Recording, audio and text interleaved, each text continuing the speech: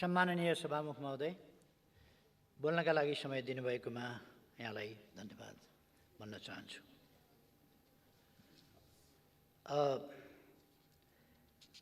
लगभग 1 महिना अघि सरकार परिवर्तन भएको छ र सरकार परिवर्तनको विषय लोकतन्त्रमा सामान्य कुरा नै हो। तर असामान्य ढङ्गले सरकार परिवर्तन भएकैले होला गठबन्धनका सत्तापक्षीय गठबन्धनका मित्रहरू असाध्य हौसिनु भएको छ। दसैँ आए जसरी केटाकेटी आँगनमा नाचे जस्तो नाच्दै ठिक गर्छ।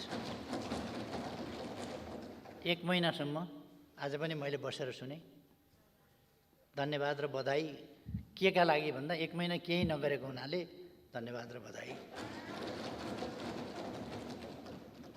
खुब चल्यो। धन्यवाद र बधाई, बधाई धन्यवाद।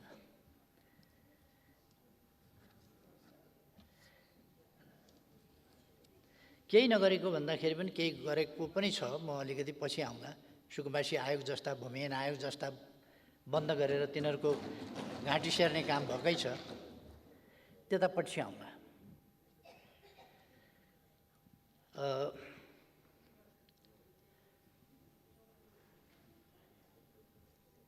यो सरकार परिवर्तनको विषयलाई सायद मैले अघि भने जस्तै असामान्य ढङ्गले यो परिवर्तन भएको हुनाले होला यसलाई विकृत क्रियाकलापहरू त्यसबाट सरकार परिवर्तन हुने स्थिति बन्यो। त्यसमा पनि म अलिकति पछि जाउँला।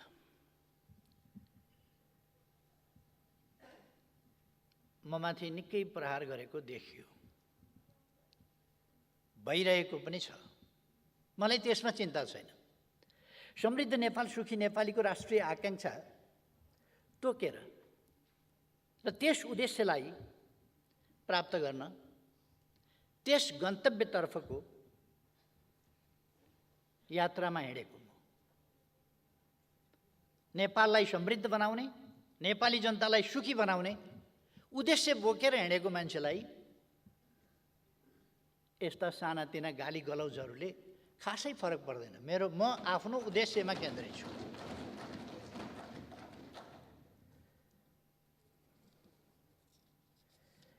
मेरा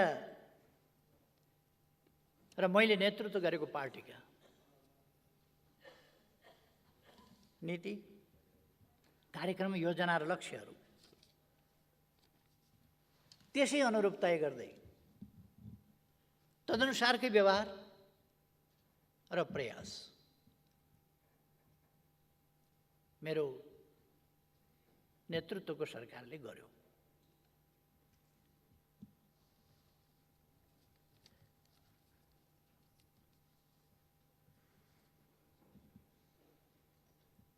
मैले त्यो उद्देश्य प्राप्त गर्नका लागि, समृद्ध नेपाल, सुखी नेपालीको राष्ट्रिय आकांक्षा प्राप्त गर्नका लागि बहुतै उदार मनाका साथ, फराकिलो भावनाका साथ, लचिलापनका साथ चुनावी तालमेल, कुनै अपवित्र ढङ्गले होइन, पार्टी एकीकरण अपवित्र ढङ्गले गरिएको होइन, राम्रो उद्देश्यका साथ गरिएको थियो। र त्यसै गरी प्रतिपक्षसँग पनि संवाद र सहमतिको सम्मानपूर्ण व्यवहार र अभ्यास गरिएको थियो।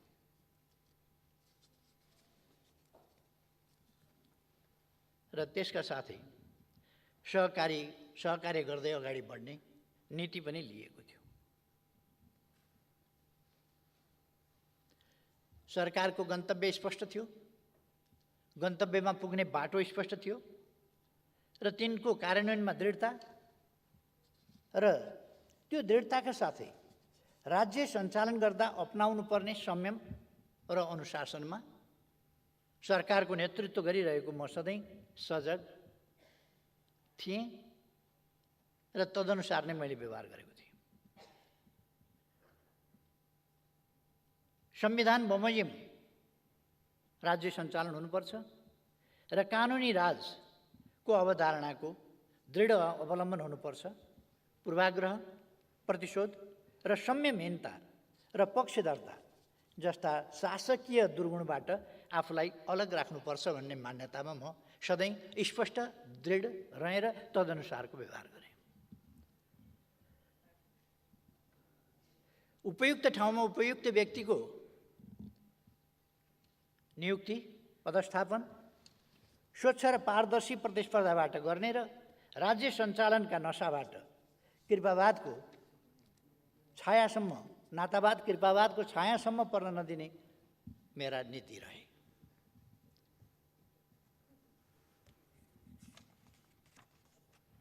मैले आफू मात्रै होइन, मसँग सहयात्रा गरिरहेका साथीहरूलाई पनि मैले ती नीतिहरूमा अडिग रहन र तिनलाई अवलम्बन गर्न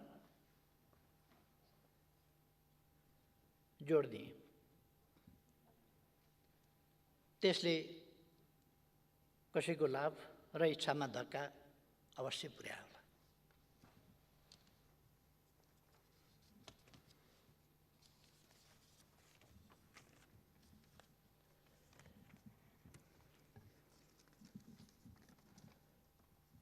केही व्यक्तिहरूका इच्छामा मेरा नीतिहरूले जो मैले गलत कुराहरूसँग सम्झौता गरिनँ त्यसले तुच्छरापात पनि भयो होला, अपेक्षा तत्काल पुरा भएनन् होला या पुरा हुने लक्षण पनि देखिएन होला।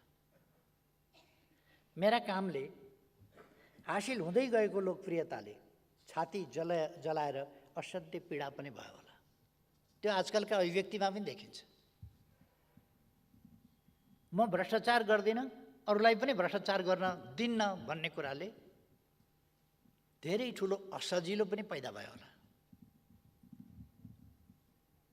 कतिलाई धक्का पनि पर्यो होला। यस्तै कुराहरूले मेरा पार्टीभित्रै समस्या पैदा भएको दुनियाँलाई थाहा छ। मैले यसमा धेरै समय नलिउँ, के भयो कसरी आयो त्यो थाहा भएकै कुरा हो। सभामुख महोदय, म एउटा कुरा दोहोऱ्याउन चाहन्छु। म यो देश र यस देशका जनताको सेवाको निम्ति जन्मिएको जस्तो ठान्छु।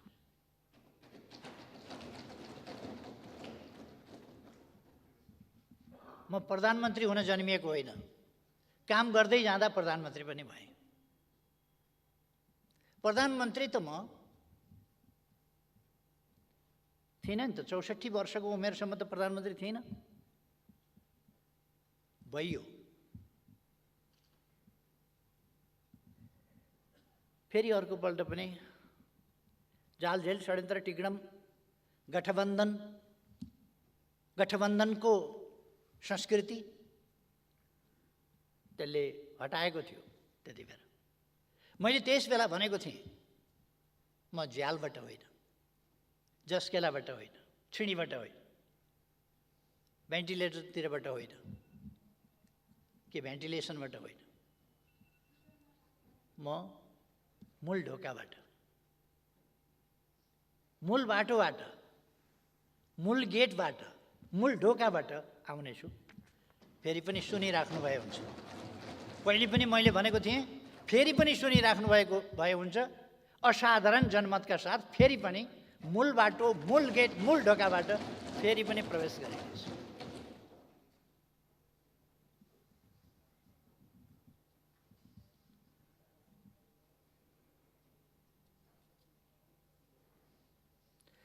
मलाई राम्रो ग्रह दशाले प्रधानमन्त्री बनाएको होइन।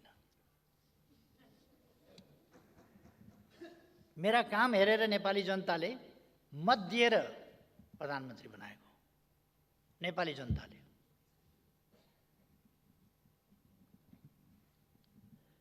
म विभिन्न पार्टीका नेताहरूका महत्त्वाकांक्षा, कुण्ठा, ईर्ष्या, जलन, अहङ्कार आदिको सम्मिश्रणबाट पनि प्रधानमन्त्री भएको होइन।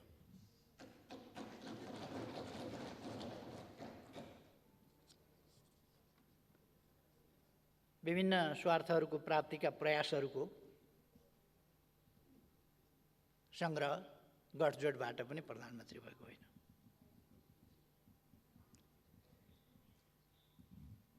त्यस्ता विभिन्न असफलताहरूको फ्रिक्सन, त्यस फ्रिक्सनबाट उछिटिएर मेरो भागमा प्रधानमन्त्री पनि आएको होइन।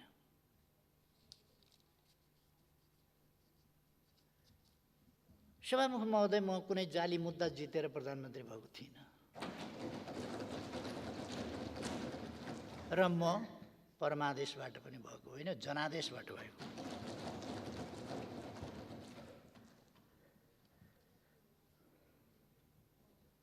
प्रधानमन्त्रीको पदमा विश्वास गर्छु, दाइजो दान दातव्य वा जजमानबाट जजमानीबाट प्राप्त हुने चिज होइन।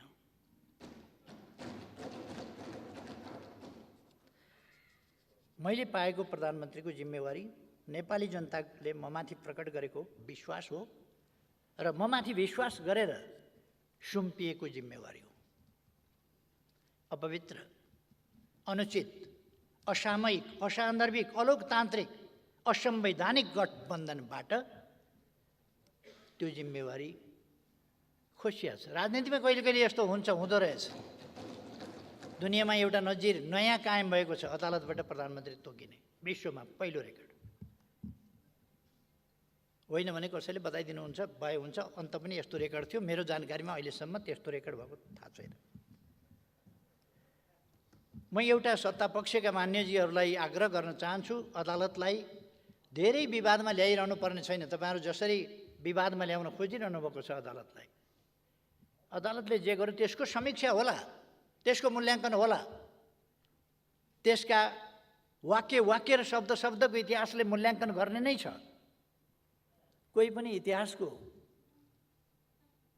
खरो मूल्याङ्कनबाट उम्किन सक्दैन। एकछिन होला, अहिले तपाईँ हामी पार्लियामेन्टमा छौँ। हामी कहिले कहिले त मान्छेले मर्छु भन्ने पनि बिर्सिन्छ र असाध्य दम्भ देखाउँछ। कहिले कहिले मान्छेले सधैँ म यहीँ भइरहने होइन है भन्ने कुरा पनि बिर्सिन्छ र दम्भ देखाउँछ। म त्यसो गरिरहनु आवश्यक ठान्दिनँ।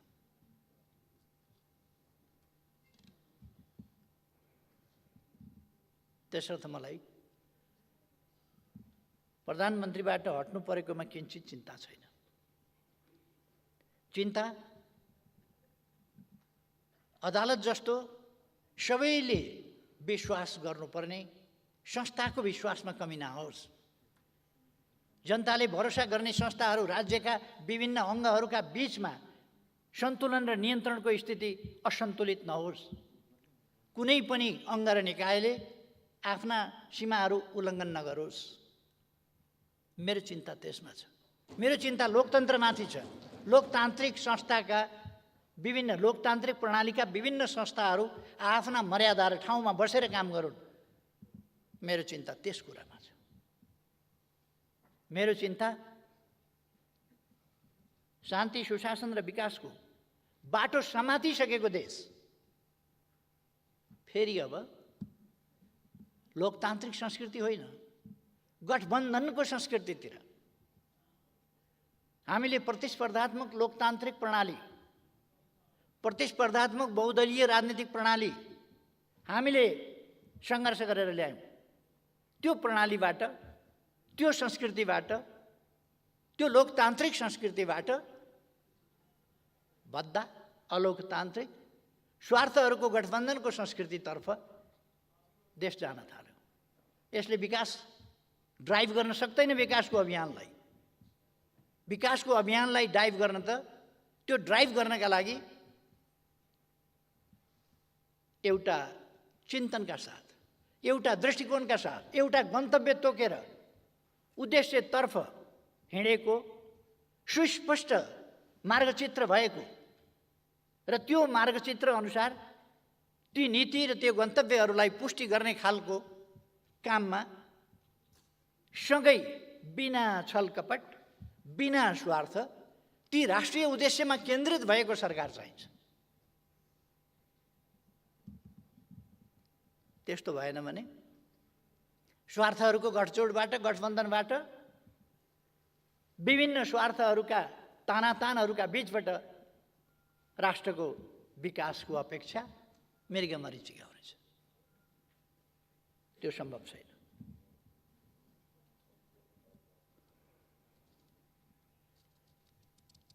विकासको बाटो समातिसकेको, शान्तिको बाटो समातिसकेको, सुशासनको बाटो समातिसकेको, एउटा जनतामा एउटा आशा भरोसाको परिस्थिति निर्माण गरिसकेको अवस्थामा अब देशको भविष्य के होला? स्पष्ट छ। 1 महिनाको समय त खेर गयो। बहुत राम्रो गठजोड छ तपाईँहरूको। सरकार त बन्न सकेन, पुरा हुन सकेन। कति 4 जना मन्त्री कति लिएर हिँड्नुभएको छ। सबै मन्त्रालय आफै कहाँ राख्नुभएको छ। मन्त्रालय दिनभरिमा घुमेर पनि भ्याउनुहुन्न। अनि के हुन्छ? 1 महिनाको समय त खेर गयो। शुभकामनाको लहर अब 14-15 महिना अरू चल्नेछ। बधाईको लहर पनि 14-15 महिना चल्नेछ। प्रतिपक्षलाई गाली गर्ने पनि 14-15 महिना चल्नेछ। यसैमा 14-15 महिना त जान्छ। भोटुको फेर समातेर आँगनमा नाच्दा नाच्दै जाने भयो तपाईँहरूको समय। माया लाग्छ।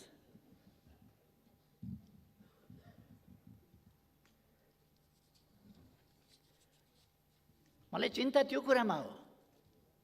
देशको विकासको यो प्रतिपक्षको सुन्नुभएको छ नि, यसलाई सुनेर सम्बोधन गर्नुहोस्, जवाफ दिनुहोस्, मेरो अहिलेको भनाइलाई असफल बनाइदिनुहोस्, विकासको तेज रफ्तारमा गति चढाउनुहोस्। तर सम्भव छैन, सम्भव छैन।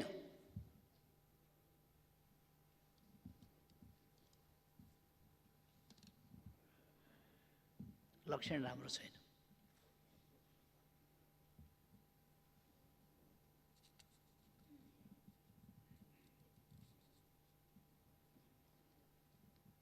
अहिले के गर्दै हुनुहुन्छ?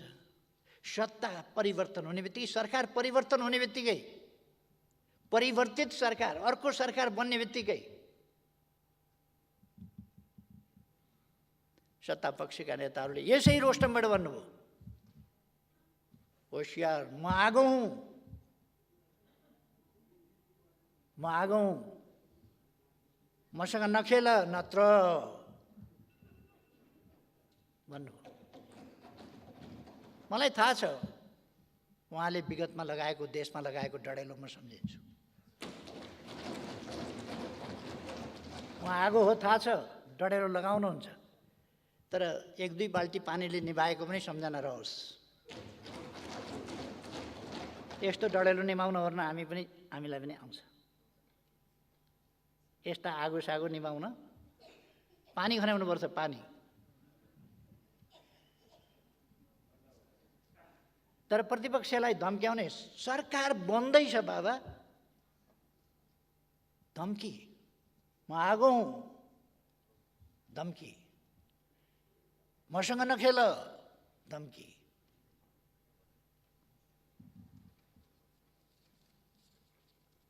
तपाईँहरूले कता कता अहिले भर्खर अस्तिका दिन सडकमा एउटा कागज वितरण गरेका देखेँ मैले। त्यस कागजमा राष्ट्रिय सहमति जस्तो कुरा पनि लेख्नु भएछ। राष्ट्रिय सहमति, प्रतिपक्षलाई गाली गरेर, सरापेर, सत्तो सराप गरेर राष्ट्रिय सहमति। कस्तो राम्रो बाटो निकाल्नु, कस्तो राम्रो तरिका। प्रतिपक्षलाई धम्काएर राष्ट्रिय सहमति, नत्र भनेर, नत्र के गर्नुहुन्छ?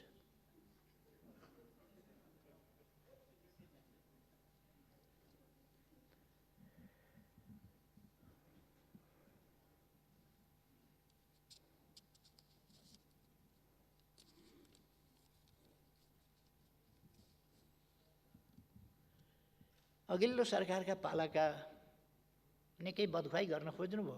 आज पनि कतिपय सांसदहरूले यो अलिअलि बोल्न पनि सत्तापक्षले तालिम दिँदैन क्या, हुन पनि कुन पार्टीलाई दिने, कसलाई दिने तालिम पनि अचम्मै होला नि त। त्यहाँ पनि अघिल्लो सरकारले राजनीतिक समस्याहरू जो देशका मूल राजनीतिक समस्याहरू हुन् ती राजनीतिक समस्याहरूको समाधान गर्यो। विखण्डनवाद समाप्त गर्यो, वार्ताद्वारा विखण्डवाद समाप्त गर्यो, हिंसा राजनीतिक अभिष्ट प्राप्तिको लागि हिंसाको बाटो अपनाइरहेका समूहसँग संवाद गरेर उनीहरूलाई शान्तिपूर्ण राजनीतिको मूलधारमा ल्यायो। प्राय लगानी मैत्री वातावरणको कुरा चल्छ। त्यो अस्तिका दिन बेलुका बाँडेको सडकतिर कतै बाँडेको कागज, त्यसमा लगानी मैत्री वातावरण बनाउनका लागि निजी क्षेत्रसँग सहकार्य गरेर लगानी मैत्री वातावरण बनाउने, यो स्वदेशी लगानी मैत्री भनेको हो कि विदेशी लगानी मैत्री भने हो? विदेशी लगानी मैत्री वातावरण बनाउने हो भने देशमा शान्ति सुव्यवस्था हुनुपर्दछ, हिंसा अन्त्य गर्नुपर्दछ, एक्सटर्सन रोक्नुपर्दछ।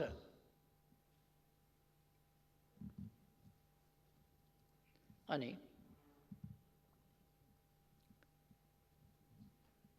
यहाँ त वातावरण बनाइएको होइन र हिंसा अन्त्य गरेर शान्तिपूर्ण ढङ्गले लगानी गर्न पाउने, प्रतिफल लान पाउने त्यस खालको व्यवस्थाहरू गरेर सुविधाहरू पाउने, ती व्यवस्थाहरू गरेपछि लगानी मैत्री वातावरण भएन। त्यस कारण लगानी मैत्री वातावरण वास्तवमा निर्माण भएको छ। त्यो वातावरणलाई अहिलेको सरकारले जोगाओस्, जोगाउन सफलता पाओस्। यस देशका लागि म शुभकामना भन्छु। यस देशका लागि वैदेशिक लगानी ल्याउन आवश्यक छ।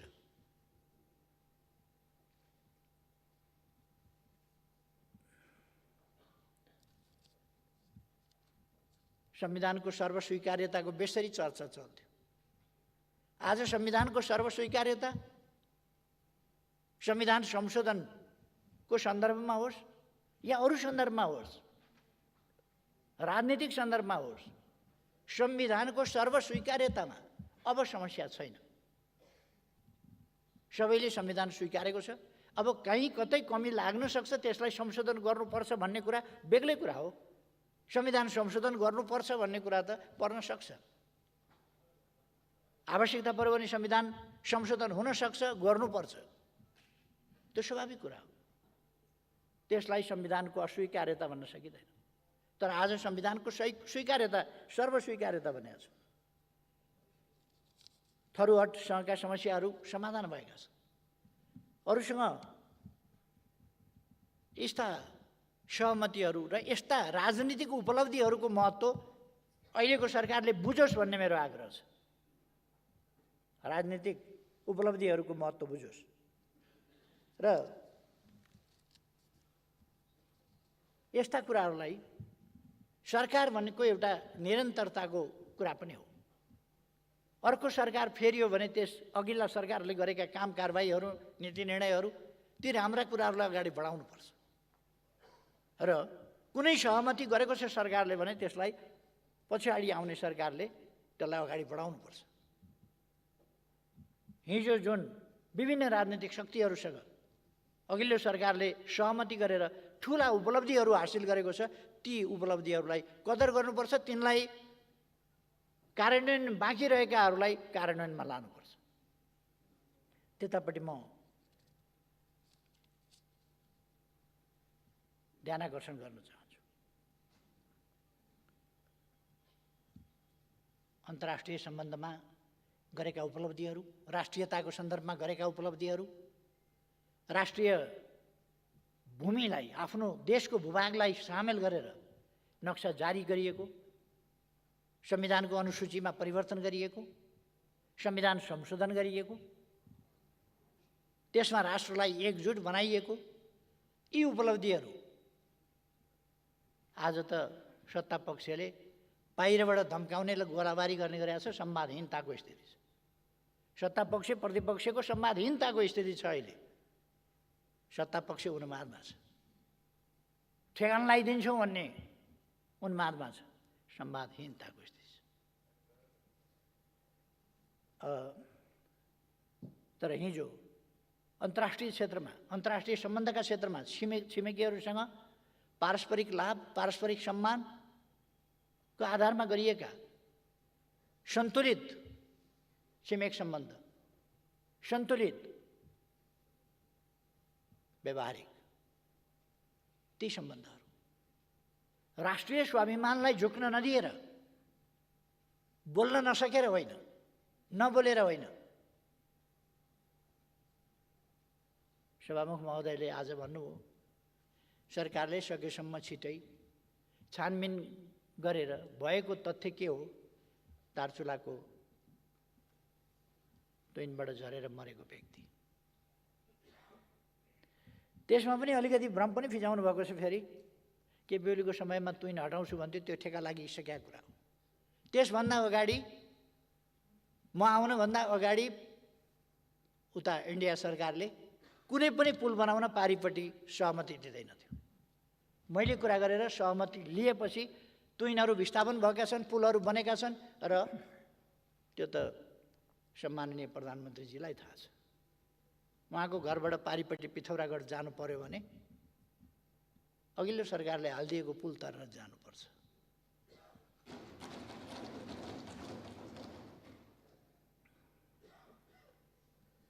आजकल सुन्छु व्हाइट पेपर तयार गर्ने, के तथ्याङ्क डाटा आँकडा ल्याउने,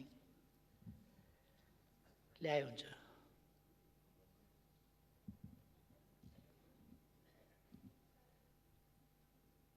अघिल्लो सरकारले गरेका कामहरू तपाईहरुले नचाहेर पनि कतिपय कामलाई निरन्तरता दिन बाध्य हुनुहुन्छ। सुरुदेखि नै सामाजिक सुरक्षाका कुराहरूमा कतिपय पक्षको सहमति होइन। आज तपाईहरु एउटा लोक कल्याणकारी राज्यको अवधारणामा पनि सहमत भएको जस्तो देखिन्छ। एउटा सभामुख महोदय, यो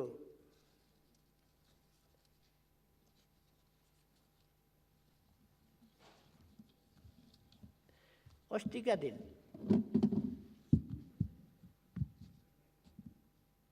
चौबीस गते बेलुका संसद चालू छ, संसद अधिवेशन चालू छ, संसदका बैठकहरू भइरहेका छन्। आज संसदको अधिवेशन बस्दैछ। अस्ति बेलुका संसद छलेको भन्ने त बडा चर्चा हुन्थ्यो।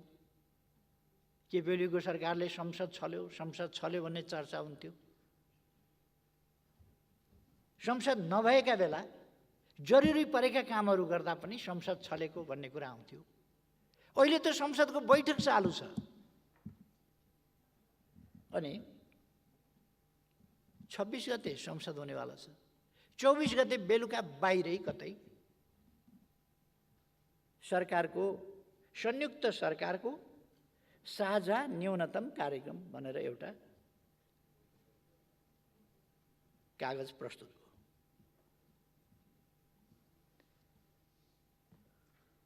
संयुक्त सरकारको साझा न्यूनतम कार्यक्रम। संयुक्त सरकारको न्यूनतम कार्यक्रम भनेपछि यो साझा सहकारी किन लेख्नु पर्यो?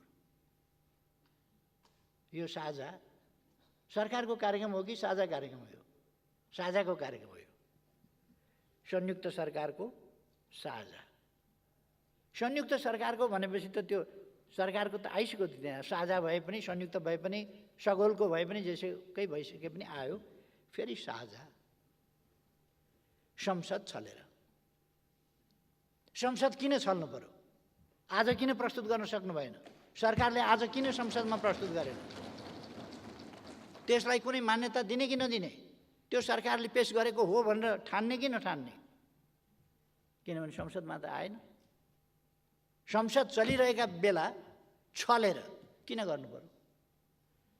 सायद तपाईहरुको गहिरो समझदारीको कारणले सबै नेताहरू फोटोमा आउनु पर्ने होला। यहाँ पेश गर्दाखेरि एकजनाले पेश गर्नुपर्ने होला, सरकारको तर्फबाट पेश गर्नुपर्ने होला। अनि ओहदामा नभएको, सरकारी ओहदामा नभएको मान्छेको त फोटो नआउला।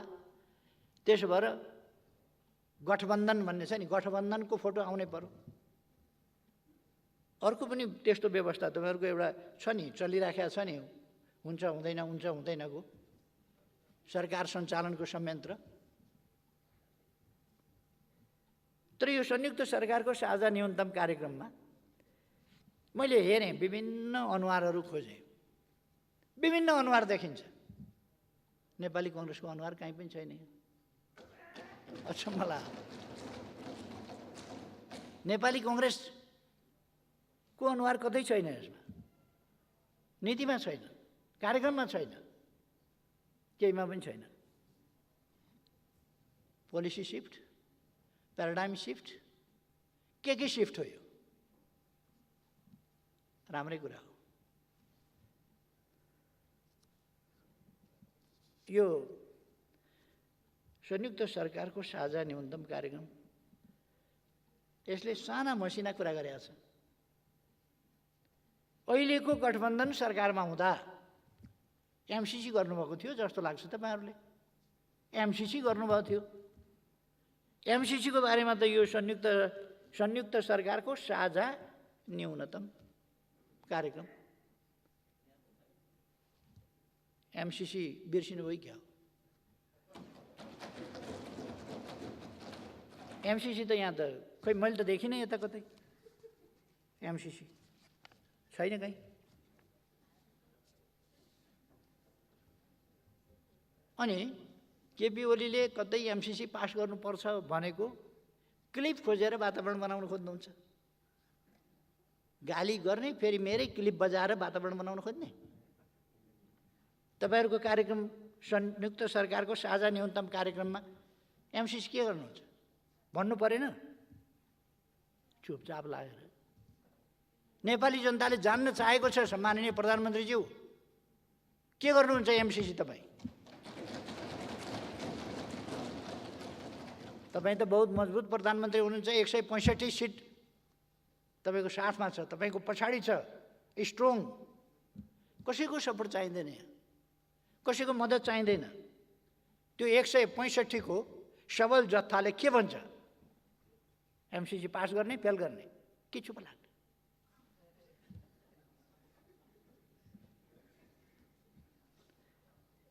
त्यही भएर म भन्छु जस्केलाबाट छिर्ने आदत नगरौँ। सरकारमा त छिरियो, सबै कुरामा जस्केला।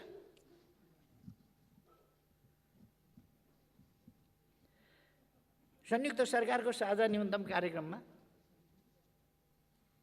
लिम्पियाधुरा, लिपुलेक र कालापानी भारतसँग वार्ता गरेर फिर्ता ल्याउँछु भन्न किन सक्नु भएन तपाईले? लिम्पियाधुरा, लिपुलेक र कालापानी भनेको समस्या हो भनेर समस्यामा राख्नुहोस्। समस्यामा के लिम्पियाधुरा, लिपुलेक र कालापानी समस्या हो? हाम्रो अभिन्न भूभाग, हाम्रो पवित्र भूभाग समस्या हुन्छ? समस्या समाधान गर्ने, यो भने के? यो समस्या हो भने त तपाईले छोडिदियो भनेदेखि त समस्या समाधान होला नि। के भनेको यो? समस्या समाधान गर्छु भनेको स्पष्ट रूपमा हाम्रो भूमि हामी फिर्ता लिन्छौँ भन्नुपर्छ कि यो समस्या हो समाधान गर्छु भन्नुपर्छ? यस्तो खुट्टा कमाउनु पर्ने कसले बनायो? कसले बनायो यस्तो खुट्टा कमाउनु पर्ने? अघिल्लो सरकार यस्तो थियो, उस्तो थियो, अनेक थियो, सबै थियो। तर यति त आँट गरेर कमसेकम नक्सा बनाउँथ्यो, छाप्थ्यो, संविधान संशोधन गर्थ्यो, त्यसलाई संविधानको अंग बनाउँथ्यो, भारतलाई पत्राचार गर्थ्यो, संवाद गर्थ्यो। अहिले लिम्पियाधुरा, लिपुलेक र कालापानी समस्या हो। समस्या होइन, त्यो हाम्रो भूभाग हो, पवित्र भूभाग हो। त्यो फिर्ता लिनुहोस्।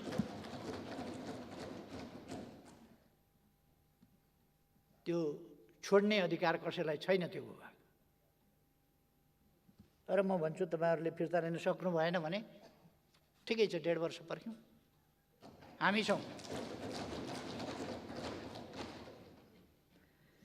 एउटा शब्दावली लेख्नुभएको छ यो साझा न्यूनतम कार्यक्रम संयुक्त सरकारको। यसमा छिमेकीहरूसँगको सीमा विवाद कूटनीतिक पहल केबाट चाहिँ केबाट छिमेकीहरूसँगको सीमा समस्या टुङ्ग्याइनेछ भनेर। कुन कुन छिमेकीसँग हाम्रो छिमेकीहरूसँग भन्नाले कुन कुनसँग कहाँ के सीमा समस्या छ? छिमेकीहरूसँगको सीमा समस्या कहाँ छ, के छ? कति साह्रो डराएको सरकार भने डराउनुको पनि हद हुन्छ नि। जिब्रो पनि रगत आइसक्यो होला चपाउँदा चपाउँदा। असमान सन्धिहरूको सम्बन्धमा के गर्ने भन्नुभएको छ? कुन कुन असमान सन्धि? इपिजीको रिपोर्टको सम्बन्धमा यो सरकारको भनाइ के? कुनै ठोस कुरा यो संयुक्त सरकारको साझा नीति न्यूनतम कार्यक्रम बनाउनु भएको छ, यति लामै छ यो 14-15 कति पेजको होला कि। यसमा ठोस तोकेर चाहिँ केही पनि बोल्न सक्दैन। लिम्पियाद्वारा लिम्बूले कालापानी फिर्ता ल्याउँछु भन्न सक्दैन, एमसिसी यसो गर्छु भन्न सक्दैन, छिमेकीहरूसँग कहाँ समस्या छन् त्यो भन्न सक्दैन। असमान सन्धिहरू कोसँग छ, के सम्बन्ध, के भन्न खोजे?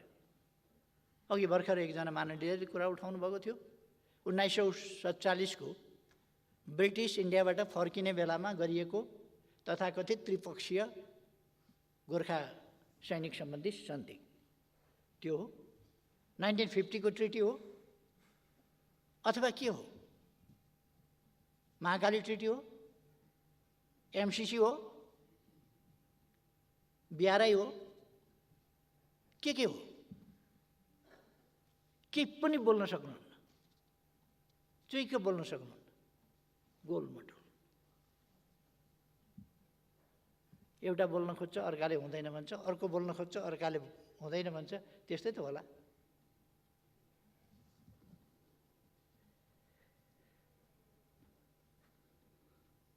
तपाईहरु यति बोल्न नसक्ने त होइन, कमसेकम मेरो विश्वास मैले लगाएको कमसेकम आरोप नि एमसिसी किन बिर्सियो भन्ने, कमसेकम सम्माननीय प्रधानमन्त्रीज्यू ठोक्केर भन्नुहोस् त, एमसिसी को सम्बन्धमा यो नीति हो सरकारको, दिनुस् जवाफ। भन्नुहोस् लिम्पिया दुरालिपुलेक र कालापानी वार्ता गरेर फिर्ता ल्याउँछु, लेखाइमा तलमाथि केही भयो होला, यो हो नीति भन्नुहोस्। छिमेकी कुन छिमेकीसँग कहाँ कुन सीमा समस्या हो त्यो तोकेर भन्नुहोस्। असमान सन्धि कुन कुन भन्न खोजे हो भन्नुहोस्।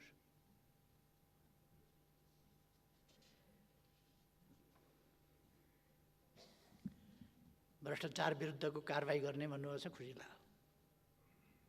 खुसी लाग्यो कारबाही थाल्ने र कारबाही अगाडि बढाउने भनेर, छानबिन गर्ने र कारबाही बढाउने भनेर राम्रो कुरा हो।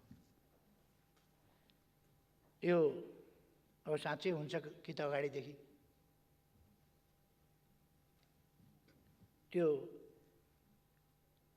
भ्रष्टाचारका थुप्रै कुराहरू उठिराखेका छन्। उठ्या छ, क्यान्टनमेन्टको यत्रो कुरा पनि उठेकै छ।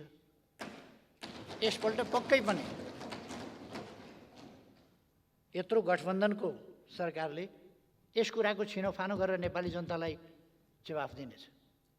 क्यान्टनमेन्टको छानबिन गर्छु,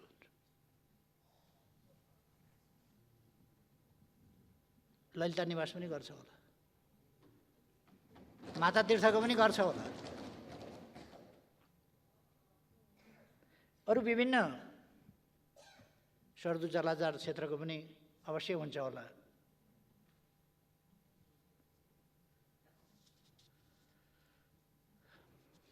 मैले आशा मात्रै गरौँ, यो कुनै राजनीतिक प्रतिशोधका लागि बोल्न खोजिएको, धम्काउन खोजिएको विषय होइन होला। सभामुख महोदय, यसमा द्वन्द्व पीडितलाई सम्मान गर्ने पनि भनेको छ। द्वन्द्व पीडितलाई सम्मान। पहिलो कुरो द्वन्द्व पीडितहरूलाई न्याय दिनुहोस्। तपाईँले बुट्टे खादा उडाइदिएर अल्मल्याउन खोजेको द्वन्द्व पीडितहरूलाई? घाइतेहरूको उपचार गराउँछु भन्नुहोस् न, शरीरमा गोली भएकाहरूको गोली निकाल्छु भन्नुहोस् न। यदि सरकार सक्दैन भने शरीरमा गोली भएकाहरूलाई नेकपा एमालेको केन्द्रीय कार्यालय फापाथलीमा छ अहिले, त्यहाँ पठाइदिनुहोस्, म गर्छु।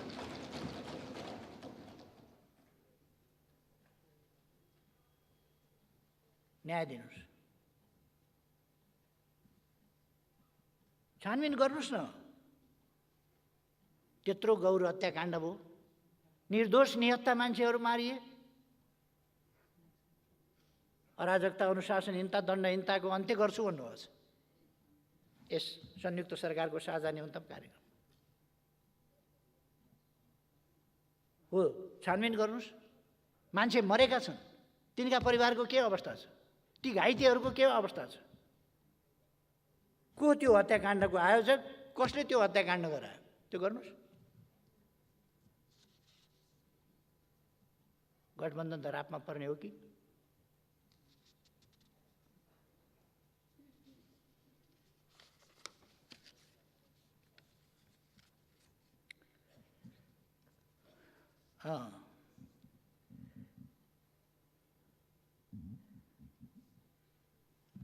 अब लोकतान्त्रिक संस्कृति होइन, तपाईँहरूले आपसी संवाद, सहमति र सहकार्य मार्फत गठबन्धनको संस्कृति विकास गर्न। लोकतान्त्रिक संस्कृति होइन, गठबन्धनको, अपवित्र स्वार्थका लेनदेनको, देशप्रति समर्पित होइन, एउटा नीति कार्यक्रम बोकेको होइन।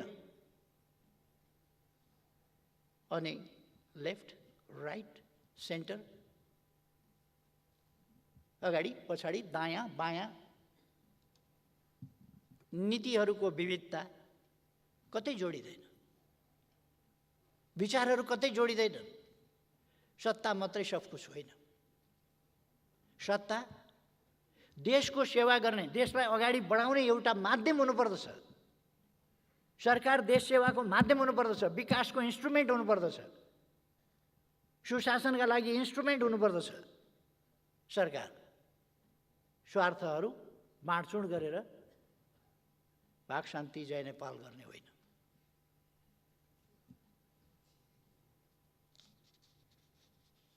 यो गठबन्धन अचम्मको गठबन्धन छ। कहिले 5 दलीय भनेर सुन्छु, पार्लियामेन्टमा दल हेर्छु, मेरो दल त त्यसमा छैन। स्मरण रहोस्, नेकपा एमाले गठबन्धनमा छैन, प्रतिपक्षमा छ। अनुशासनहीनता र अराजकता अन्त्य गर्ने यहाँहरूले प्रतिबद्धता गराउनु भएको छ यसमा। यो शाब्दिक मात्रै हो कि व्यवहारमा हो? पार्लियामेन्ट र पार्लियामेन्टभित्रको अनुशासनहीनता र अराजकता, त्यसलाई नियन्त्रण गर्ने काम चाहिँ सत्तापक्षको हुन्छ कि हुँदैन? कि त्यसलाई बखप गर्ने सत्ताको लागि? पार्टी फुटाएर सरकार गिराउने बनाउने खालका खेल, किनबेच आदि कुराहरूका खेल, यिनले लोकतान्त्रिक संस्कृतिलाई बढावा दिँदैन। गठबन्धन कहिले कहिलेका निम्ति, एकछिनका निम्ति आवश्यक हुन पनि सक्ला।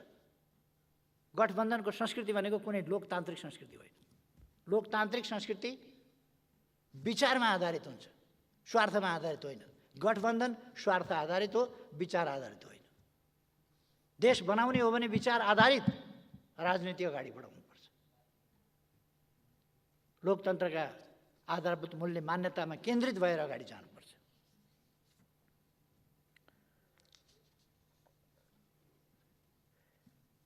तपाईँहरूले यहाँ कहिले कहिले 5 दल भन्नुभएको छ। अहिले यहाँ चाहिँ नेपाली काङ्ग्रेस, नेपाल कम्युनिस्ट पार्टी, माओवादी केन्द्र र जनता समाजवादी पार्टी नेपाल तथा संयुक्त सरकारलाई समर्थन गर्ने दलहरूको हुन्थे।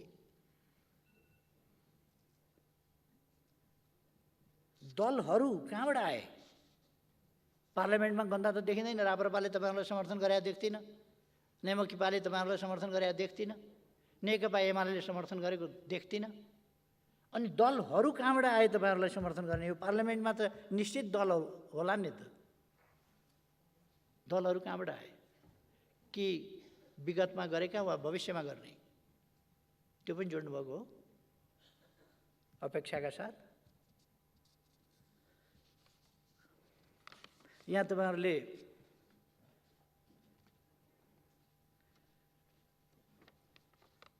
आपसी संवाद, सहमति र सहकार्यको संस्कृतिको विकास गर्दै राष्ट्रिय एकता सुदृढ गर्ने भन्ने पनि राख्नुभएको छ।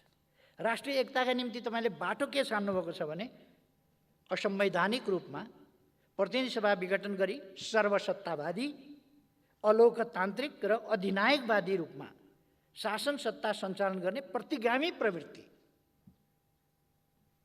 प्रतिगमन भनेको त सम्माननीय प्रधानमन्त्रीज्यू 61 साल माघ 19 गते यहाँले बुझाउनु भएको बेलाकोलाई भनिन्छ प्रतिगमन।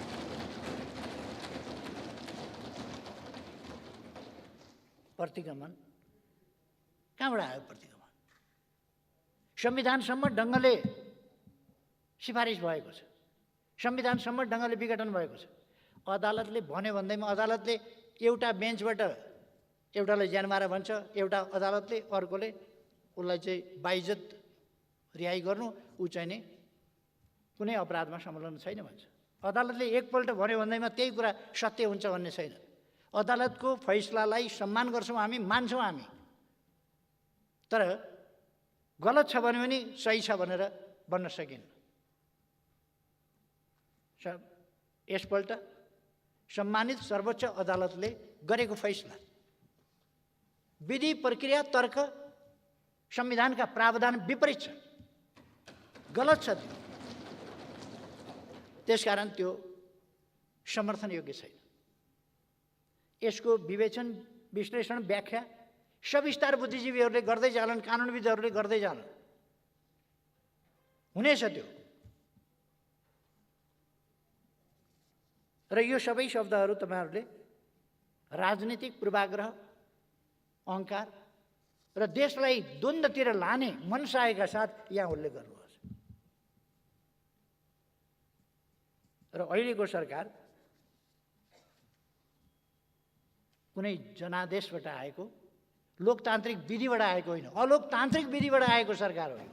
अलोकतान्त्रिक गठबन्धनबाट आएको, स्वार्थहरूको गठजोडबाट आएको सरकार हो। र यो सरकार लोकतान्त्रिक भन्न सकिँदैन, यो सरकार संवैधानिक भन्न सकिँदैन, यो सरकार सर्वसत्तावादी हुन खोज्ने मनसाय भएको। आउने बित्तिकै यसले पहिले कसमाथि बन्चरो चलायो भन्दा भूमिहीन सुकुम्बासीहरूमाथि बन्चरो चलायो। कसको सरकार भन्ने कुरा त्यसबाट देखिँदैन।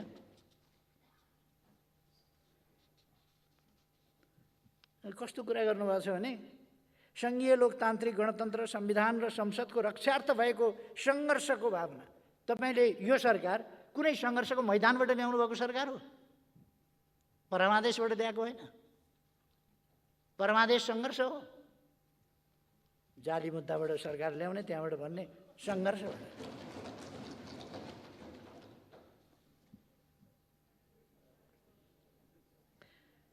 सरकारका, संयुक्त सरकारका प्राथमिकताहरू राख्नुभएको छ। प्राथमिकता त भूमिहीन सुकुम्बासीहरूका समस्या समाधान गर्न नदिनु, त्यसलाई रोक्नु, तिनीहरूमाथि बन्चरो चलाउनु, आयोग विघटन गर्नु रहेछ नि त वास्तविक त। अनि के लेख्या यो बुँदाहरू चाहिँ यहाँ के बुँदा लेख्या? काम त त्यही हो नि त। तपाईँको प्राथमिकता के हो भन्दाखेरि गरिबमाथि हाना बन्चरो, त्यही होइन तपाईँको प्राथमिकता। अनि भन्दाखेरि चाहिँ अरू प्राथमिक हेरेँ मैले, यो सुकुम्बासी आयोग विघटन गर्ने, गरिबलाई चाहिँ मार हान्ने, गरिबको बिचल्ली पार्ने प्राथमिकतामा छ कि छैन भनेर हेरेको, सबै नकली कुरा छ प्राथमिकता, सकली कुरै छैन। कर्मचारी पञ्चनी गर्ने, जो स्वाभाविक रूपमा त्यहीँबाट बढेर आएको कर्मचारी छ, प्रमोसन हुँदै आएको कर्मचारी छ, त्यसलाई दबावका दबाव छ। राजीनामा गर कि गर भनेको छ। हरेकलाई 900 कतिजना भयो अरे। 40-41 महिनामा 900 कतिजनाको पद रिक्त हुन्छ, मान्छे आउँछ, अनि त्यस बिचमा के खाली नै रहन्छ त? सबै देश ठप्प हुन्छ। आयो होला 900, 1000 आयो होला, विधिसम्म ढङ्गले आयो। अनि यो राजनीतिकरण गरेर तपाईँहरू विधिसम्म त आएका मान्छे सबै फाँडेर काङ्ग्रेस राख्नुपर्ने त्यहाँ के जरुरी छ? अथवा तपाईँका तथाकथित गठबन्धनका मान्छेहरू सबै भर्ना गर्नुपर्ने के आवश्यकता छ? त्यो गर्नुभएको छ।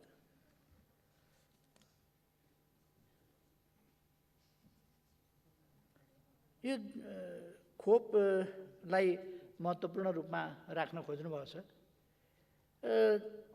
आगामी चैत मध्यान्तसम्ममा खोप लगाउन योग्य सबैलाई खोप निःशुल्क खोपको व्यवस्था गर्ने भन्नु छ। निःशुल्क खोपको व्यवस्था गर्न लाग्या हो? अहिले लाग्नुभएको हो? निःशुल्क खोपको व्यवस्था गर्ने यो त पोहोरको कुरा होइन। अघिल्लो सरकारले निःशुल्क गरेको छैन। परीक्षण निःशुल्क गर्ने सुरु गर्न लाग्नुभएको हो। निःशुल्क परीक्षण अब फिस नलिने, यस्तो झुट कुराहरू पनि राख्ने। निःशुल्क खोपको अभ्यासलाई निरन्तरता दिइनेछ भन्न त्यति पनि सत्य बोल्न कस्तो आँट नभएको, अचम्म लाग्छ। खोप त ल्याइदिएको छ त, मेरो सरकारले खोप ल्याइदिएको छ, खोप त थुपारिदिएको छ। किन चैतसम्म लगाउनुहुन्छ? लगाउनलाई चैतसम्म किन पर्खिनुहुन्छ? कुरो लाउनुहोस् न छिटो छिटो। लगभग 1 करोड खोप स्टकमा छ।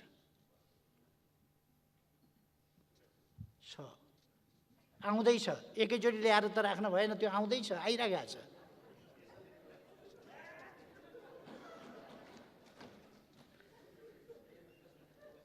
यो चैतसम्म भनेको तपाईँले के फागुनको निर्वाचन नगर्न खोज्या हो?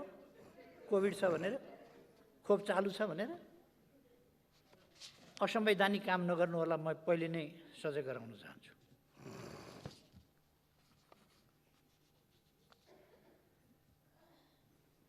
यो संसदमा विचाराधीन विधेयकहरू टुङ्गो लगाउने भन्ने राख्नुभएको रहेछ नीति कार्यक्रममा।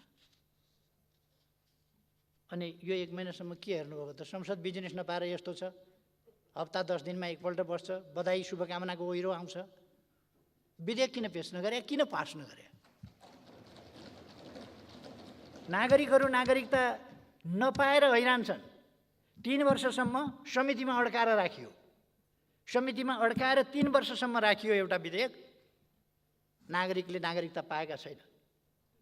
पहाडमा होस्, तराईमा होस्, हिमाली भेगमा होस्, जहाँसुकै पाएका छैनन्। यस्तो अवस्थामा अध्यादेशबाट भए पनि नागरिकता दिएर सबभन्दा ठुलो कुरो संविधानको उल्लङ्घन भएको छैन, कानुनको उल्लङ्घन भएको छैन, संविधानको मर्म र भावना विपरीत भएको छैन। संविधान बमोजिम अध्यादेश जारी गरिएको छ। संविधानको प्रावधान कानुन नभएर लागू हुन सकेका थिएन, त्यस प्रावधानलाई लागू गरिएको छ। कानुन बमोजिम। अनि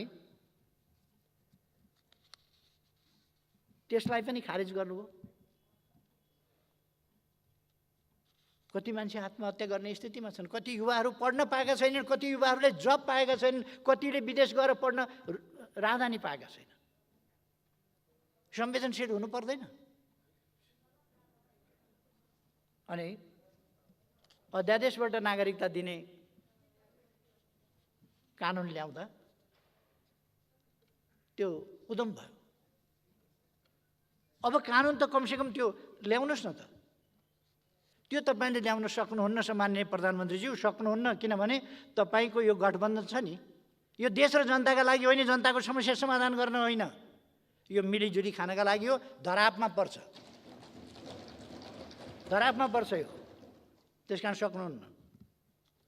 तर म भन्छु सरकारले यो ऐन तुरुन्त पास गर्नुपर्छ, तुरुन्त। यहाँ पेश गर्नुहोस् भनेपछि तपाईँले अधिवेशन बन्द गरिदिने बेर छैन।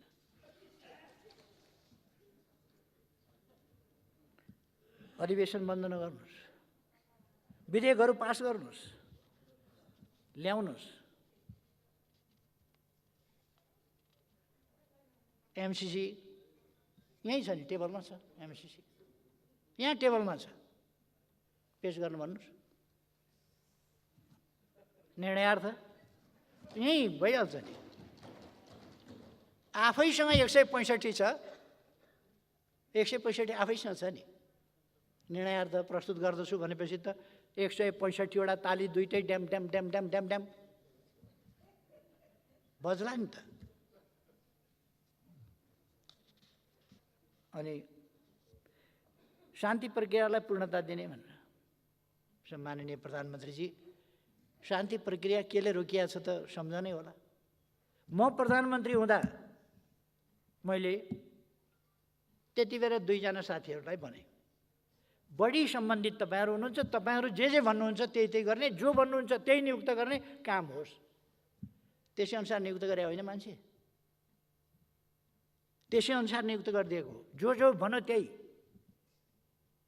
मैले नाम हो त ठेगाना हेरिनँ, यहाँहरूले हेर्नुभयो। तर ती आयोगहरू किन त्यसरी निष्प्रभावी र निष्क्रिय बनाइए? सरकार नटेर्ने आयोगहरू।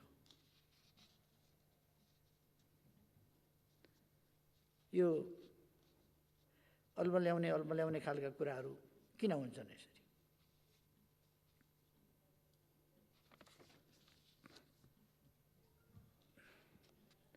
नयाँ चिज ल्याएको जस्तो गरेर थुप्रै कुराहरू नयाँ चिज जस्तो गरेर ल्याउन खोज्नुभएको छ, नयाँ सुरु गरेको जस्तो। अब खोप दिन सुरु गर्ने भन्न बेर छैन, किन यो अघिल्लो सरकारको बिर्साइदिनु पर्यो नि। एउटा कविता लेख्ने मान्छेले लेखेछन्, गीत गाउनेले पनि गाउन थाले क्या हो। एउटा कविता लेखेछन्, भत्काइदेऊ धरारा, पुरिदेऊ रानी पोखरी, टालिदेऊ सुरुङका पालहरू, भत्काइदेऊ बाटा र पुलहरू, ओली याद आउने सबै चिजहरू। यो सरकारको नीति कार्यक्रम यही होइन मुख्यतः? संक्षिप्तमा यही गीत न हो मुख्य नीति कार्यक्रम त?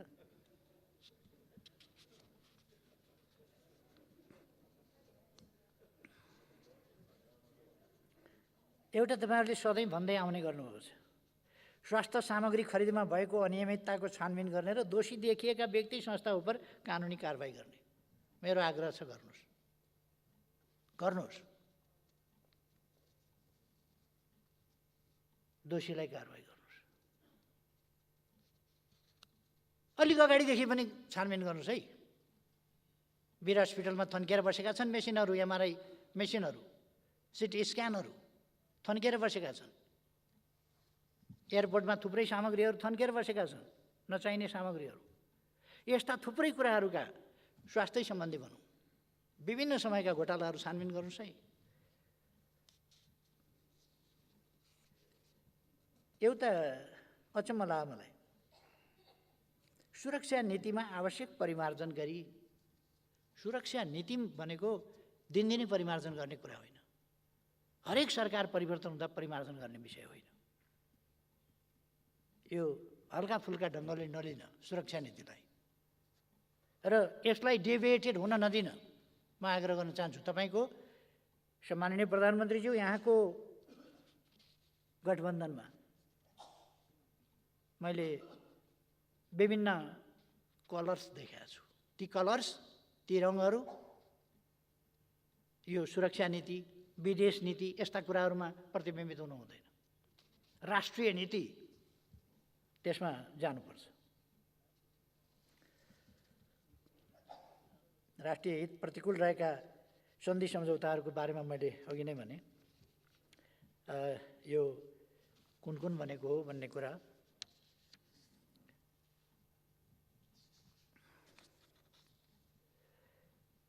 यो सङ्घीय लोकतान्त्रिक गणतन्त्रलाई संस्थागत गर्न संविधानमा उल्लेखित साझा अधिकारका सूचीसँग सम्बन्धित कानुन लगायत अन्य आवश्यक ऐन कानुनहरू प्राथमिकताका साथ तर्जुमा गर्ने।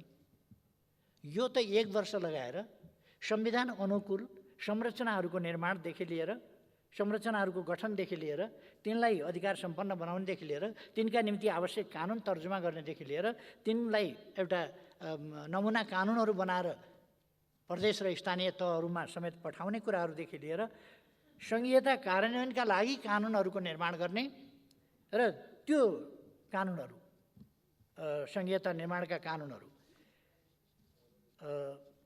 वित्तीय व्यवस्था अनि संरचना लगायतका थुप्रै कामहरू गरिएका छन् भने बाँकी रहेका कामहरू त भन्न सक्नु पर्थ्यो।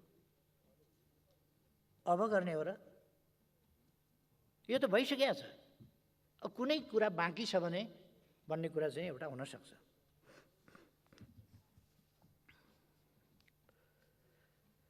कतिवटा कुरा चाहिँ नि अर्थहीन ढङ्गले लेखेको छ। प्रदेश र स्थानीय तहलाई संविधान बमोजिम अधिकार सम्पन्न बनाउन आवश्यक कार्य गर्ने जस्ता कुराहरू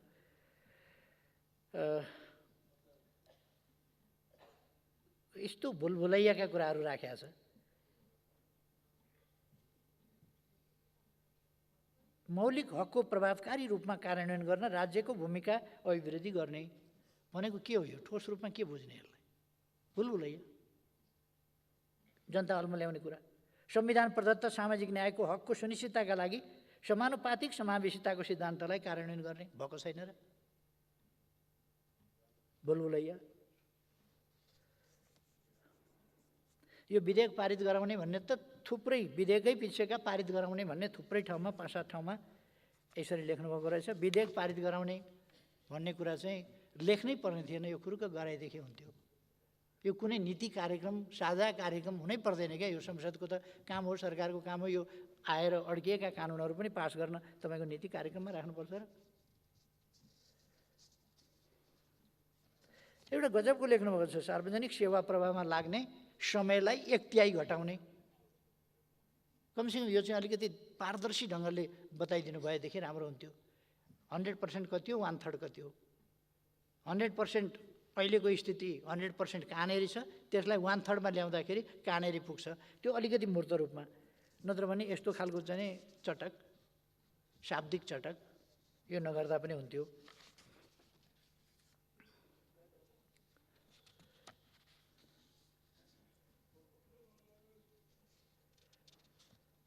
एउटा कुरा चाहिँ नि बुझिएन यहाँ। यो सशस्त्र सङ्घर्षको सन्दर्भमा गिरफ्तार गरिएका बन्दीहरूलाई बृहत शान्ति सम्झौताको भावना अनुसार रिहा गर्ने, यो कुन मितिकोलाई भनेको, कुन अवधिकोलाई भनेको, कसलाई भनेको हो? यो यति अमूर्त। यो सशस्त्र सङ्घर्ष भनेपछि जसले जति बेर हतियार उठाएको पनि सशस्त्रै सङ्घर्ष हुन्छ कि, अथवा केले काटेको, केले ठोकेको, केले मारेको चाहिँ सशस्त्र सङ्घर्ष हुन्छ कि, कुन अवधिको भनिएको? अब यो गिरफ्तार गरिएका बन्दीहरूलाई मुद्दा लगाइएका नलगाइएका कस्तालाई हो? बृहत शान्ति सम्झौता भनेको त पहिलेको होला। त्यसको भावना अनुसार रिहा गर्ने भनेको कहिलेकोलाई हो?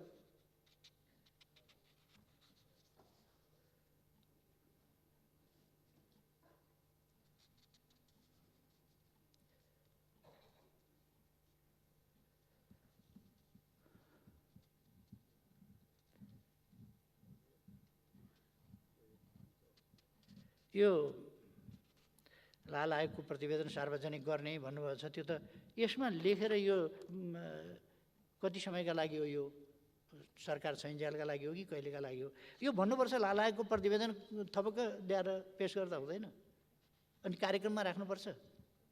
पेस गर्नुहोस् न, कमसेकम सुन्न पाइयोस्। अहिले पठाएर ल्याउन लाए हुन्छ पेस गर्नलाई। कत्रो ठुलो किन राखिराख्या? यहाँ लाल आयोगको प्रतिवेदन ल्याउनुहोस् न, पेस गर्नुहोस् न, यहाँ सार्वजनिक गरौँ न।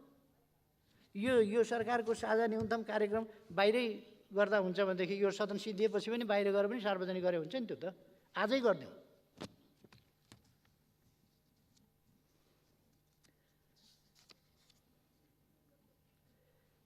दुई नम्बरमा चाहिँ तपाईँ सशस्त्र सङ्घर्षको सन्दर्भमा गिरफ्तार जति सबैलाई छोड्ने भन्नुहुन्छ।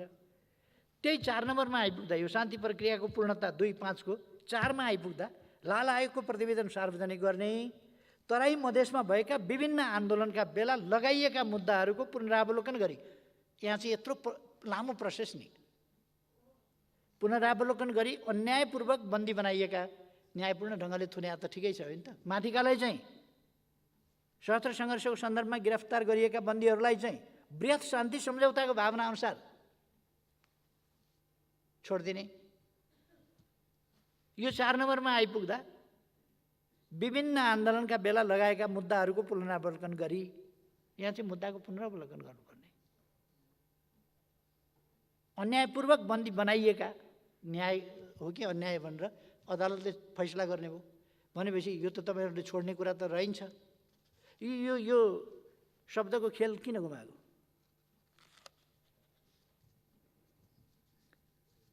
घटकका मान्छेहरूलाई घटकलाई सरकार फुत्किए लाग्यो भन्ने डर होला, यो कुरै बोल्न सक्दैन नि। यो त जनतालाई ढाँट्ने कुरा मात्रै हो।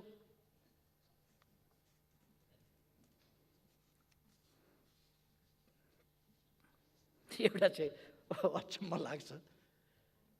अब बाँकी 15 महिना रहेको छ। अघिल्लो सरकारले अल्पविकसित राष्ट्रबाट विकासशील राष्ट्रमा स्तरोन्नतिका लागि गरेका प्रयासहरू र उपलब्धिहरूबाट स्तरोन्नतिका लागि सिफारिस भएको छ संयुक्त राष्ट्रसङ्घबाट। अहिले विकासशील राष्ट्रमा जानका लागि सिफारिस भएको छ। यहाँ त नेपाललाई विकसित मुलुकको स्तरमा पुर्याउन हो।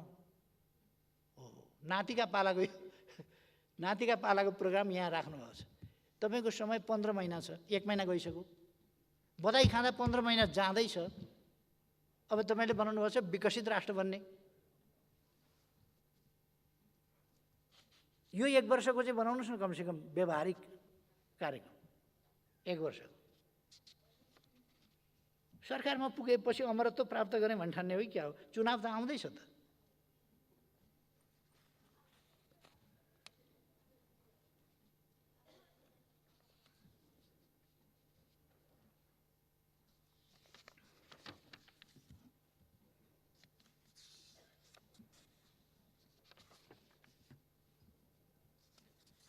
एउटा गजबको राख्नुभएछ। अलिकति यहाँनिर छुटेछ र मैले सम्झाइदिन खोजेँ। यो कुनको चाहिँ भने आर्थिक नीति तथा कार्यक्रमको 9 बुँदाको अन्तिममा एउटा कुरा राख्नुभएको रहेछ। मुलुकको मध्यभागमा पर्ने गरी एउटा हाइटेक सिटी निर्माणका लागि सम्भाव्यता अध्ययन गर्ने। मध्यभागमा जसो पर्ने गरी, यो लगभग मध्यभागमा होला। यो मध्यबिन्दुभन्दा अलिक पूर्व होला। तपाईँहरूले मतपत्र च्याताएर जिताएको थियो नि, त्यतातिर होला हाइटेक सिटी। राम्रै ल्याउनु भएको छ कार्यक्रम, योजना।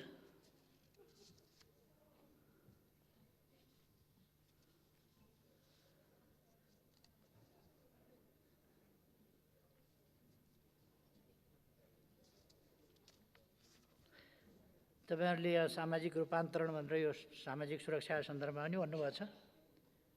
अहिले सामाजिक सुरक्षा भत्ता 4000 दिने गरिएको छ। त्यसमा 1 रुपियाँ घटाउनु होला। त्यो घटाउन मिल्दैन। त्यतापट्टि तपाईँहरूले नच्याए पनि हुन्छ।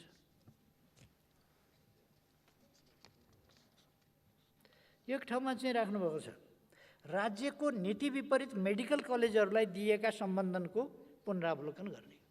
भनेपछि यो मेडिकल शिक्षा तपाईँहरूलाई विद्यार्थीहरू खालि विदेश पठाउन रहर। मेडिकल कलेजहरूलाई छानबिन गर्नुहोस्, स्ट्रेन्थेन गर्नुहोस्। मेडिकल कलेजलाई दिएको छानबिन गरेर फिर्ता लिने, सम्बन्धन फिर्ता दिने, चलाउन थालेकाहरूलाई फिर्ता लिने, अब बाँकी चलाउन दिने, मेडिकल हब बनाउने, यहाँ मेडिकल एजुकेसन उपलब्ध गराउने, सस्तोमा मेडिकल एजुकेसन नेपाली जनताका छोराछोरीलाई, गरिबहरूलाई पनि उपलब्ध गराउने।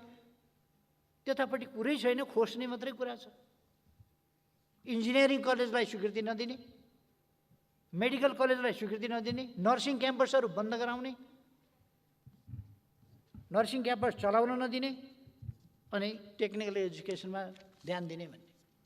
कृषि क्याम्पस खोल्न नपाइने, इन्जिनियरिङ खोल्न नपाइने, मेडिकल कलेज खोल्न नपाइने, अनि कुरा क्रान्तिकारी गर्ने। कसको प्रभावबाट? यो मेडिकल माफियाको प्रभावबाट होइन यी सब कुरा भन्दाखेरि मेडिकल माफियाबाट मुक्त गर्न भन्ने मेडिकल माफियाको चङ्गुलमा परेर मेडिकल कलेजहरू सञ्चालन गर्न नदिने, विदेश विद्यार्थी राम्रा सब्जेक्टहरूमा त नेपालमा त पढ्नै नपाइने, खालि विदेश पठाउनु पर्ने, त्यो वातावरण बनाउने, यी खालका कुराहरू चाहिँ हुन नपाउँ। युवाहरूलाई रोजगारका लागि विदेश पठाउने कुरा पनि त्यत्तिकै छँदैछ। फेरि पलायन हुनबाट रोक्न कार्यक्रम ल्याउने पनि भनेकै छ।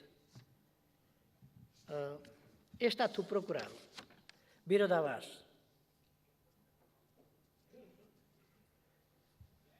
एउटा खुब भेट्टाएँ भनेर तपाईँहरूले अपव्याख्या गरिरहनु भएको छ अहिले सत्ता गठबन्धनका मान्छेहरू, पार्टीहरू। यो चुरे क्षेत्रको दोहन गर्न, अनुचित दोहन गर्न, त्यसलाई त्यहाँबाट गिटी बालुवा उत्खनन गर्न रोक्ने र खानी पत्ता लगाएर वातावरणीय मूल्याङ्कन गरेर त्यसबाट ल्याउने भनेको, त्यसबाट निकाल्ने भनेको एक ठाउँमा एउटा सामान्य अहिलेको असान्दर्भिक कुरा हो। त्यो बाहिर पठाउने, बढी भयो भनेदेखि बाहिर पठाउने भन्ने शब्दावली त्यहाँ परेछ। मलाई यो लाग्दैन कि नेपालले कहिल्यै कुनै चिज निर्यात गर्दैन, होइन, कहिले कहिले निर्यात गर्ला पनि नगर्ला पनि त्यो अहिले राख्न आवश्यक थिएन। त्यो अहिले हामी आफैलाई पर्याप्त हुँदैन। खानी कहिले पत्ता लगाउने, के गर्ने, चुरेको रोक्ने, दोहन रोक्ने कुरा हो। चुरेको दोहन रोक्नका लागि खानी पत्ता लगाएर त्यसबाट उत्खनन गरेर चुरे संरक्षणमा ध्यान दिने भन्ने कुरा राखिएको थियो।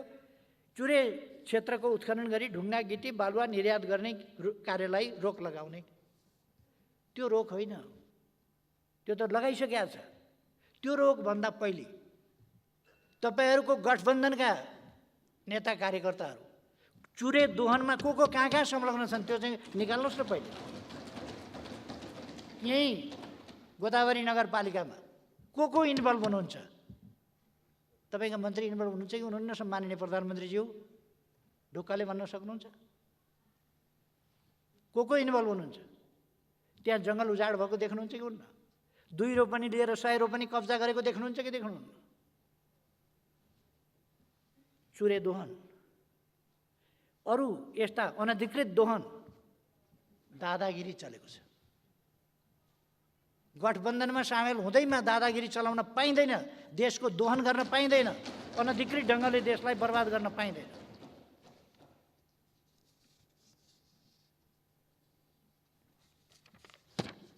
अब सम्माननीय सभामुख महोदय,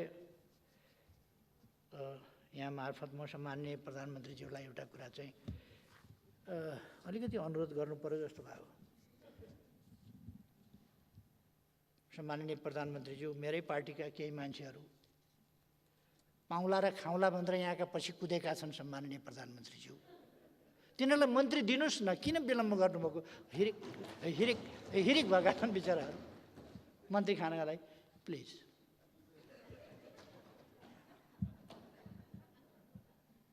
यति त गराइसक्नुभयो, पछि त लगाइसक्नुभयो, पछि हिँडेका छन्, कुद्या छन्, फ्या स्वाँ गरेका छन्, मन्त्री खान पाऊँ भनेका छन्, बिहान बेलुकै चाकरीमा हाजिर भएका छन्। मन्त्री दिनुहोस् प्लिज, दिनुहोस्। मेरो दलमा अलिकति घाटा भए पनि सौँला बुझाउँला। धन्यवाद।